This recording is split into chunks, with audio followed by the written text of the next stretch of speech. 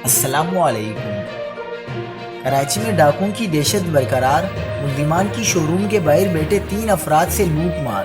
واقعے کی ویڈیو نے تہلکہ مچا دیا۔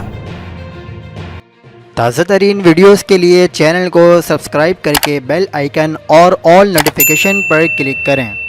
آپ کو بتاتے چلیں کہ کراچی کے علاقے نیو کراچی بلال کالونی میں ڈکیتی کی انوکھی واردات۔ 2 ملزمان شو روم کے باہر بیٹھے 3 افراد سے 1.5 لاکھ نقد رقم اور 3 موبائل فون چھین کر فرار ہو گئے۔